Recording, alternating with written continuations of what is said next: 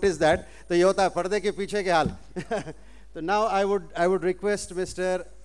Wasi Ahmed Nomani, Islamic scholar and senior advocate of Supreme Court, and a very renowned person, a very known personality, not only in India, overseas also. His dedication is known to most of us.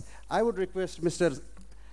Wasi Ahmed Nomani to bring light on the flaws of reservation policy of India. See, this is a very critical subject. I am saying flaws in reservation policy of India. And the time for him is very small because he is going to be a main speaker in the second session. It's not just that he's speaking and he's not going. He has a very important topic to give after lunch. Mr. Wasi Ahmed Nomani, please.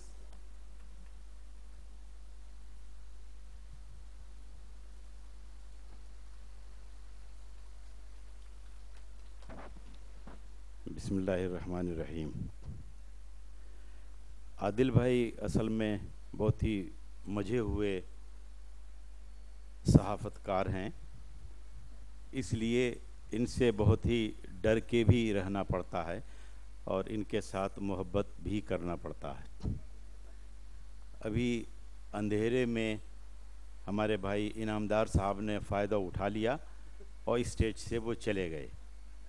तो अंधेरे का फ़ायदा उठाना भी एक हुनर है और ज़रूरी तौर पर ये आर्ट भी आनी चाहिए. भाई इनामदार साहब ने मुझे हुक्म दिया है अभी कि मैं रिज़र्वेशन पे बोलूं, लेकिन ये इतना बड़ा समुंदर है कि 25 से 30 साल हो गए रिज़र्वेशन पे बोलते और लोगों को लिखते हुए, इसलिए इस पे हर एंगल पे बोलना बहुत ही नामुमकिन सा है. तो मैंने कहा कि सिर्फ एक आर्टिकल 341 और 342 पे जो दो नुकात हैं और सुप्रीम कोर्ट में केसेस पेंडिंग भी हैं और पूरे हिंदुस्तानी पैमाने पर जो इल्ज़ामात लगाए जाते हैं या जो सबूत पेश करने के लिए सवाल उठाए जाते हैं, सिर्फ उन्हीं दोनों बातों पर मैं अपनी बात रखूँगा 3 से 4 मिनट में. क्योंकि जैसा कि उन्होंने मुझे हुक्म दिया है कि कुरान, साइंस और कॉस्मोस जो मेरा अपना दिल के करीब बहुत ही अहम सब्जेक्ट है, कुरान और मॉडर्न साइंस और एजुकेशन, कुछ इस तरह का टॉपिक उन्होंने दिया है, तो उस पर मैं अपनी बातें रखूँगा. लेकिन यहाँ अभी 3 से 4 मिनट से ज़्यादा मैं अपनी बातें नहीं रख सकूँगा. वो ये है कि रिज़र्वेशन पे ख़ास तौर से मैं आंध्र प्रदेश की सरकार को, यहाँ की आवाम को बहुत ही मुबारकबाद देता हूँ कि रिज़र्वेशन के सिलसिले में जिस तरह आंध्र प्रदेश की मिट्टी कोशिश कर रही है और जिस तरह से इस मसले का हल पेश कर रहा है आंध्र प्रदेश, वो दूसरे ममालिक में इस मॉडल को हम मानकर कोर्ट में या दूसरी जगहों पे बातें कर रहे हैं.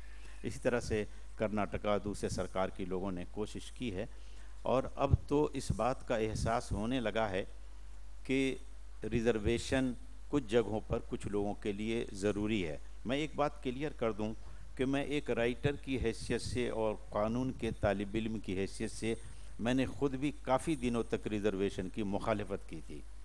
लेकिन जब हालात को देखा, ऑफिसों में ये देखा कि जहाँ जिसका जो आदमी है उसका छोटा बड़ा टेढ़ा सीधा अच्छा काम सब हो जाता है.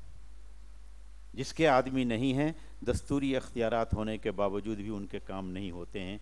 इसलिए मैंने न सिर्फ वकालत की रिज़र्वेशन मिलनी चाहिए बल्कि बहुत से मज़ामीन भी लिखे और आज भी मैं आपकी खिदमत में हाजिर हूँ ये बात अर्ज़ करने के लिए कि सिर्फ मैं आर्टिकल 341, आर्टिकल 342 पे ही बातें रखूँगा कि आर्टिकल 341 और 342 के हिसाब से सिर्फ दो बातें हैं कि इन आर्टिकल की बुनियाद के ऊपर शेड्यूल कास्ट और शेड्यूल ट्राइब का मुहासरा होता है.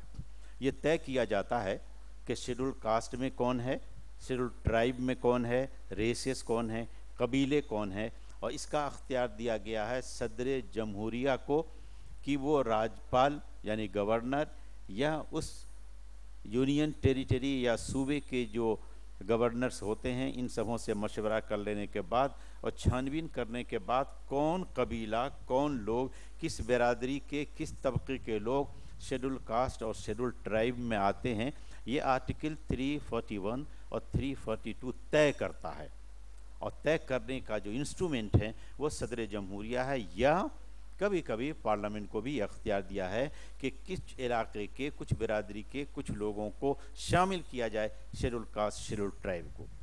तो अब शेड्यूल कास्ट और शेड्यूल ट्राइब में शामिल करने से, शामिल नहीं करने से क्या फ़ायदे हैं, क्या नुकसानात हैं,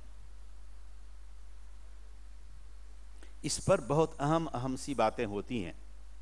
शेड्यूल कास्ट शेड्यूल ट्राइब को बेपनाह मराहत हासिल हैं गवर्नमेंट के सर्विसेज में, और अब दूसरे मराहत भी बहुत हासिल हैं।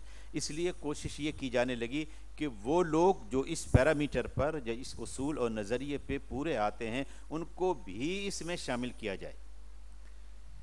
मुसलमान भी उसमें आते हैं, गुर्बत की इंतहा जैसे भाइयों ने रिपोर्ट दी, उसके बुनियाद पर वो शेड्यूल कास्ट शेड्यूल ट्राइब जैसी हालत रखते हैं, इसलिए उनको भी शामिल किया जाए। मगर जो इसमें सबसे बड़ा दर्द है वो ये है कि इन दोनों आर्टिकल्स को बुनियाद मान के सदर जमहूरिया ने 1950 में महामहिम डॉक्टर राजेंद्र प्रसाद जी, मैं फिर कहूँगा कानून के तालिब इल्म की हैसियत से मैं बहुत ही अलान कहा करता हूँ कि ये कॉन्स्टिट्यूशनल फ्रॉड था, कॉन्स्टिट्यूशन की बेइज्जती की गई, कॉन्स्टिट्यूशन की आबरूरेज़ी की गई कि 1950 में सदर जमहूरिया डॉक्टर राजेंद्र प्रसाद जी की दस्तखत से आर्टिकल 341 और 342 में दिए गए अख्तियारात का बेजा इस्तेमाल करके 1950 में एक सदर जमहूरिया का सर्कुलर जारी किया गया। उस सर्कुलर के जारी करने के बाद ये तयन कर दिया गया कि शेड्यूल कास्ट और शेड्यूल ट्राइब में तो लोग हैं, लेकिन अगर उसके बाद 2 अमेंडमेंट और हुए हैं, एक अमेंडमेंट में सिखों को, दूसरे अमेंडमेंट में बुधों को शेड्यूल कास्ट और शेड्यूल ट्राइब के मराहत दिए गए। उसी चीज़ को मैं कहना चाहता हूँ। और 2 ग्राउंड ये दिए जाते हैं कि चूँकि मुसलमानों में या इस्लाम के मज़हब के मानने वालों में ज़ात बिरादरी नहीं है, इसलिए ज़ात बिरादरी की निगाह से रिजर्वेशन के मराहत नहीं सोचे जा सकते हैं। नंबर 1 ये बात अर्ज़ करना चाहूँगा, आपकी खिदमत में ये अर्ज़ करना दूसरी बात ये कही जा रही है कि चूँकि वो इस्लाम मज़हब को मानते हैं और मज़हब की बुनियाद पर किसी भी रिजर्वेशन के मराहत नहीं दिए जा सकते हैं। 2 बात ध्यान में रखिए, जो 2 बात आप खुद अदालत हैं और मैं एक मामूली सा कानून का तालिब इल्म हूँ, लेकिन ये बात आपकी समझ में लाना चाहता हूँ कि 2 बातें कही जाती हैं। इस्लाम के मज़हब को मानने वालों के यहाँ ज़ात बिरादरी नहीं है, और ज़ात बिरादरी यानी कि शेड्यूल कास्ट शेड्यूल ट्राइब ज़ात बिरादरी के उसूल और नज़रिए के बुनियाद पर तय किए गए हैं। तो चूंकि वो इस्लाम मज़हब को मानते हैं, मज़हब के ग्राउंड पर रिजर्वेशन नहीं दिया जा सकता है, इसलिए मुसलमानों को रिजर्वेशन नहीं दिया जा सकता। दूसरा नज़रिया ये पेश करते हैं कि चूंकि ज़ात बिरादरी नहीं है इसलिए रिजर्वेशन नहीं दिया जा सकता। ये दोनों बातें मैं कहता हूँ जिंदा मक्खी की तरह कानून के मानने वालों ने, तशरीह करने वालों ने, कानून पे दस्तखत करने वालों ने, उनकी तरामीम में दस्तखत करने वालों में जिंदा मक्खी को निगल रखा है, और सच्चाई और ईमानदारी का मुकाबला करने की शायद हिम्मत या सकत नहीं रखते हैं। ये दोनों बातें दस्तूर की पामाली है। वो ये आप ये कह रहे हो मज़हब के मानने की वजह से रिजर्वेशन नहीं दिया जा सकता। ये 1950 में जो कॉन्स्टिट्यूशनल अमेंडमेंट नहीं है, ये मैं बताऊं, ये एक सर्कुलर है सरकारी, कॉन्स्टिट्यूशन नहीं है। उसमें जो क्लास 3 है उसको मैं पढ़ के सुनाना चाहता हूँ सदर मोहतरम की इजाज़त से। वो ये है कि notwithstanding anything contained in paragraph 2, no person who professes a religion, ध्यान दीजिएगा, different from the Hindu and the Sikhs और the Buddha religion shall be deemed to be member of a schedule caste. यानी मजहब के मानने वाले हैं अगर, तो हिंदू धर्म और सिख धर्म और बुद्ध धर्म के जो मानने वाले लोग हैं वो शेड्यूल कास्ट शेड्यूल ट्राइब में लाए ही नहीं जा सकते हैं। अब आप जज की हैसियत से फैसला करें।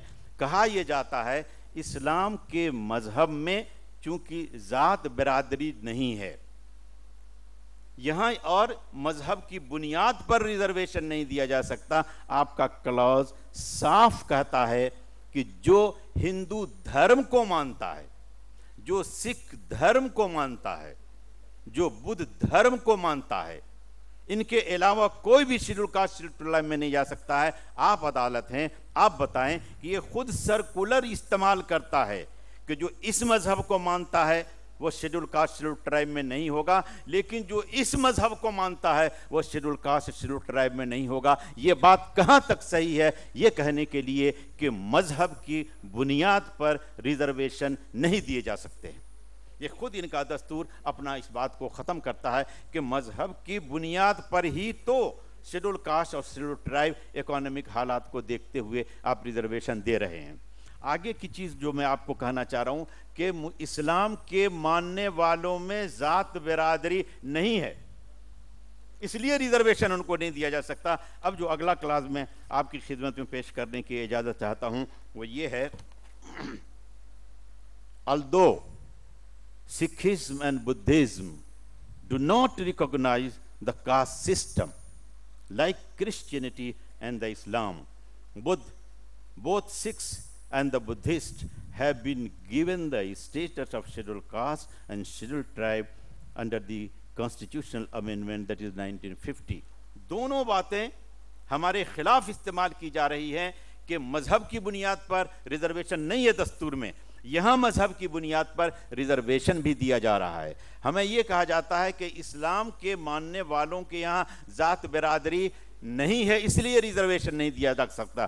یہاں تو بدھ میں بھی ریزرویشن نہیں ہے, ذات برادری نہیں ہے, سکھ میں بھی ریزرویشن ذات برادری نہیں ہے. انہیں کیوں ریزرویشن دیا جاتا ہے؟ ان دونوں باتوں کو میں آپ کی خدمت میں عرض کرنا چاہتا.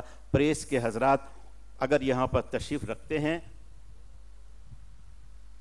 تو میں بہت ہی ہوش و حواس کے ساتھ قانون دستور کا احترام کرتے ہوئے میں یہ کہتا ہوں کہ یہ آبرو ریزی ہے دستور کی, یہ توہین ہے قانون کی, یہ منمانا ہے قانون کا استعمال جو 1950 میں سرکولر جاری کیا گیا. اس کے بعد بھی امینڈمنٹ دینے کے بعد وہ امینڈمنٹ کیا ہے؟ وہ امینڈمنٹ یہ ہے کہ اگر کوئی شیڈول کاسٹ شیڈول ٹرائب کا ہندو دھرم کا ماننے والا اگر بدھ دھرم کو اپنا لیتا ہے, سکھ دھرم کو اپنا لیتا ہے, تو اس کے باوجود کہ اپنے پہلے دھرم کو چھوڑ کر بدھ دھرم کو اپنا لیتا ہے, سکھ دھرم کو اپنا لیتا ہے, تو اس کو وہ تمام مراعات دیے جائیں گے, تمام فیسیلٹیز دی جائیں گی جو پہلے شیڈول کاسٹ اور شیڈول ٹرائب ہونے کی حیثیت سے ہندو دھرم میں ان کو دیا جاتا تھا. لیکن اگر وہ کرسچینٹی کو اپنا لیتا, اسلام دھرم کو اپنا لیتا ہے, تو انہیں ریزرویشن نہیں دیا جا سکتا.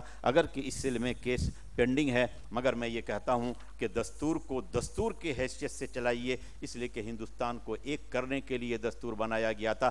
دانستہ زندہ مکھی کو نہیں نگلنی چاہیے. اس طرح وطن کمزور ہوتا ہے, آپس میں اتحاد و اتفاق کمزور ہوتا ہے, اس لیے اس پر زور دینا چاہیے. شکریہ.